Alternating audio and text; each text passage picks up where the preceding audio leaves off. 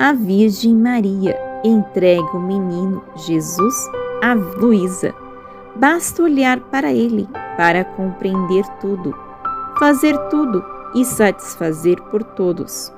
Assim se caminha com Jesus e com a mãe até o Calvário. 30 de junho de 1903. Encontrando-me fora de mim mesma, via a Rainha Mãe e prostrando-me aos seus pés, disse: doce Mãe minha, em que terrível aperto me encontro, privada do meu único bem e da minha própria vida. Sinto que estou à beira do fim. E enquanto dizia isto, chorava, e a Virgem Santíssima, abrindo uma parte do coração, como se abrisse um sacrário, tomou o menino de dentro e me entregou, dizendo: minha filha, não chores. Aqui está o teu bem, a tua vida, o teu tudo. Toma-o e tenha-o sempre contigo, e enquanto o tiveres contigo, mantenha o teu olhar interiormente fixo nele. Não te preocupes se ele não te disser nada, ou se tu não souberes dizer nada, somente olho em teu interior. Porque ao olhá-lo compreenderás tudo, farás tudo e satisfarás por todos. Esta é a beleza da alma interior, que sem voz, sem instruções, não se deixa atrair ou inquietar por nada externo, senão que toda sua atração, todos seus bens estão encerrados no interior. E ao simplesmente olhar para Jesus, tudo entende e tudo faz. Deste modo caminharás até o cume do Calvário, e quando chegarmos lá, não mais o verás como menino, mas como crucificado, e tu ficarás junto com ele crucificado. Parece então que com o menino nos braços e com a Virgem Santíssima fazíamos o caminho do Calvário. Enquanto caminhávamos, às vezes encontrávamos alguém que queria tirar Jesus de mim, e eu chamava a Mãe Rainha para me ajudar, dizendo-lhe: minha mãe, ajuda-me, que querem me tirar Jesus. E ela me respondia: não temas, teu objetivo deve ser manter o olhar interior fixo sobre ele. E isto tem tanta força que todas as outras forças humanas e diabólicas ficarão debilitadas e derrotadas. Então, enquanto caminhávamos, encontramos um templo no qual se celebrava a Santa Missa. No momento de receber a comunhão, eu voei com o menino nos braços até o altar para recebê-la. Mas qual não foi minha surpresa? Que assim que Jesus Cristo entrou em mim, ele desapareceu nos meus braços, e pouco depois me encontrei em mim mesma. Jesus preenche inteiramente Luísa, sendo seu dono. 3 de julho de 1903. Esta manhã, encontrando-me extremamente aflita pela perda do meu adorável Jesus, ele, o quanto possível, se fez ver em meu interior, preenchendo completamente a minha pessoa, isto é, a minha cabeça, os meus braços e assim por diante. E vendo isto, disse-me, querendo explicar-me o significado de como se fazia ver: minha filha, por que te afliges, sendo eu o dono de ti? Quando uma alma chega ao ponto de me tornar dono de sua mente, dos seus braços, do coração e dos pés, o pecado não pode reinar. E se alguma coisa involuntária entra nela, sendo eu o dono e a alma estando sob a influência de meu domínio, está em contínuo ato de expiação e imediatamente sai. Além disso, sendo eu santo, seria difícil reter em si qualquer coisa que não fosse santa, mais ainda, tendo ela me dado a si mesma em vida é justo que eu lhe dou todo o meu ser na morte, admitindo-a sem qualquer demora a visão beatífica. Quem a mim se doa completamente, as chamas do purgatório nada tem a fazer com ela.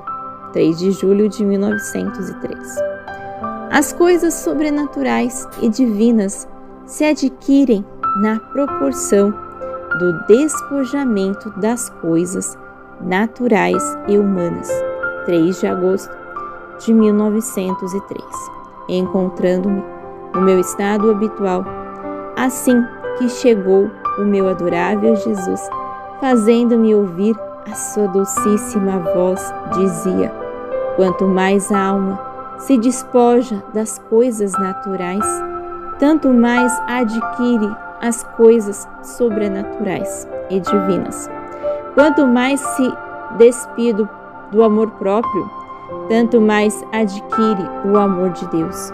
Quanto menos se esforça em conhecer as ciências humanas, em gozar os prazeres da vida, tanto mais conhecimento se adquire das coisas do céu, das virtudes, e muito mais ela os apreciará, pois as amarguras se converterão em doçuras.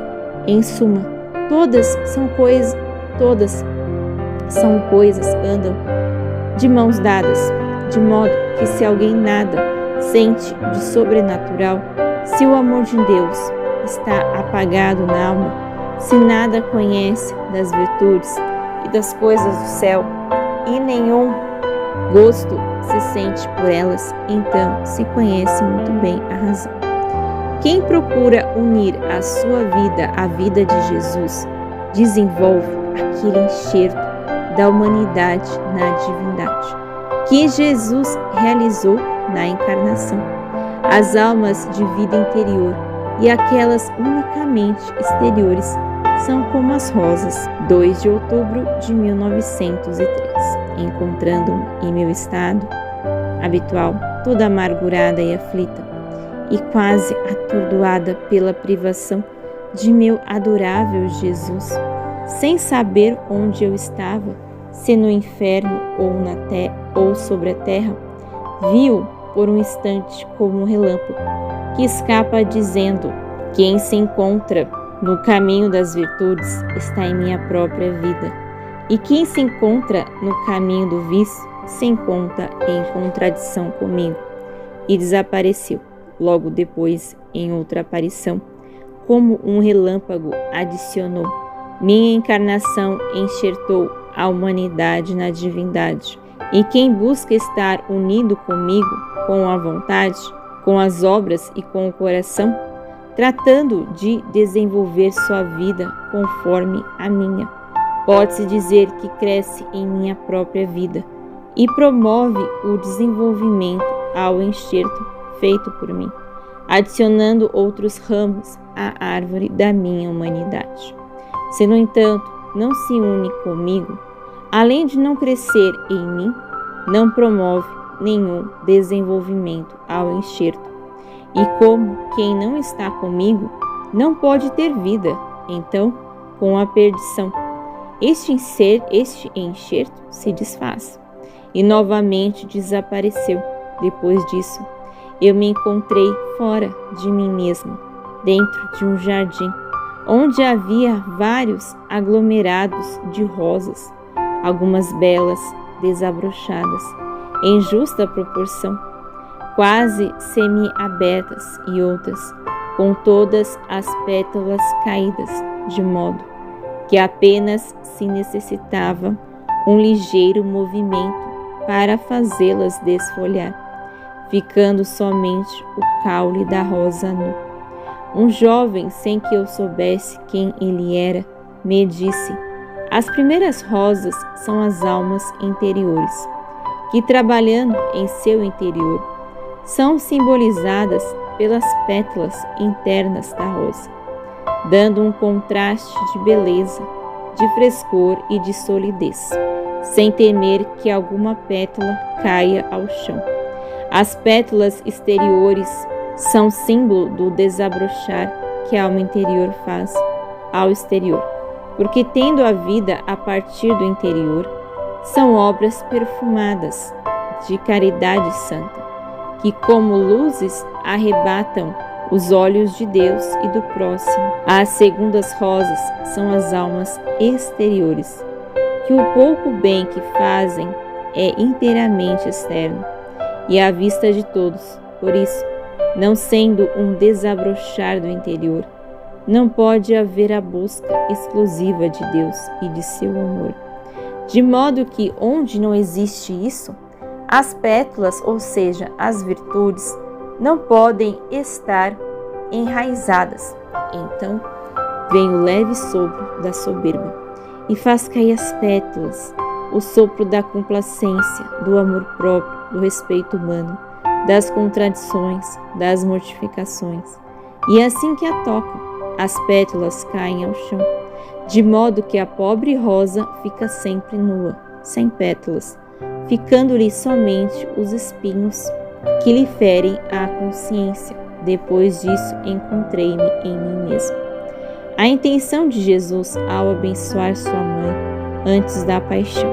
Quem vive em graça contínua a fazer algo do que Jesus fez, na verdade, é Jesus que o faz nele. 3 de outubro de 1903. Quanto eu estava pensando na hora da paixão, em que Jesus se despiu de sua mãe para ir morrer, e eles se abençoaram mutuamente. Estava oferecendo essa hora para reparar por aqueles que não bendizem o Senhor em cada coisa, antes o ofendem, a fim de pedir todas as bênçãos necessárias para nos conservarmos na graça de Deus e para preencher o vazio da glória de Deus, como se todas as criaturas o bendissessem. Enquanto eu fazia isto, senti que ele se movia em meu interior e dizia: minha filha, no ato de abençoar a minha mãe, tentei abençoar também a cada uma das criaturas, em particular e em geral, de modo que tudo está abençoado por mim. Os pensamentos, as palavras, os batimentos, os passos, os movimentos feitos por mim, tudo está valorado com minha bênção. Na verdade, digo-te que todo o bem que fazem as criaturas, tudo feito por minha humanidade, a fim de que todas as obras das criaturas fossem primeiro divinizadas por mim. Além disso, a minha vida continua real e verdadeira no mundo, não só no Santíssimo Sacramento, mas também nas almas que se encontram na minha graça. E sendo muito restrita a capacidade da criatura, não podendo tomar de uma só vez tudo o que eu fiz, faço de maneira que uma alma continue minhas reparações, outra os louvores, alguma outra os agradecimentos, alguma outra o zelo pela salvação das almas, outra meus sofrimentos e assim por diante. E conforme me correspondam, assim devolvo minha vida nelas. Portanto, deves pensar nas limitações e penas que me impõem quando quero operar nelas, e elas não me dão atenção. Dito isso, desapareceu, e eu encontrei em mim mesma a imutabilidade dos anjos em seu serviço. Assim devem agir as almas vítimas, que são anjos humanos. 7 de outubro de 1903. Tendo dito ao confessor que me deixasse na vontade de nosso Senhor, e tirando-me a obediência que quisesse o Senhor ou não, eu deveria permanecer neste estado de vítima. Ele primeiro disse que não queria, mas depois disse que se eu assumisse a responsabilidade de responder a Jesus Cristo sobre o que poderia acontecer no mundo, então que eu pensasse antes e depois respondesse. E ao tentar explicar que eu não desejava me opor ao querer divino, só faria se o Senhor quisesse, e se ele não quisesse, eu não requereria. Perguntei: para que serve esta responsabilidade? E ele disse: pense antes e amanhã responda. Então, ao refletir, Jesus me disse em meu interior: a justiça o quer, o amor não. Depois, encontrando-me no meu estado habitual, mal ouvi e me disse: os anjos, logrem ou não, fazem sempre o seu ofício. Não se retiram da obra confiada por Deus, da guarda das almas, embora vejam que o despeito de seu cuidado, diligência, esforços e suas contínuas assistências, as almas se perdem miseravelmente. Eles permanecem lá, em seus postos, e se logram ou não dão maior ou menor glória a Deus, porque sua vontade é sempre firme em cumprir o trabalho a eles confiado. As almas vítimas são os anjos humanos, que devem reparar, interceder e proteger a humanidade. E se logram ou não devem cessar seu ofício, a menos que lhes fosse confirmado do alto. Livro do Céu, volume 5. Escrito Serva de Deus, Luísa Picarreta.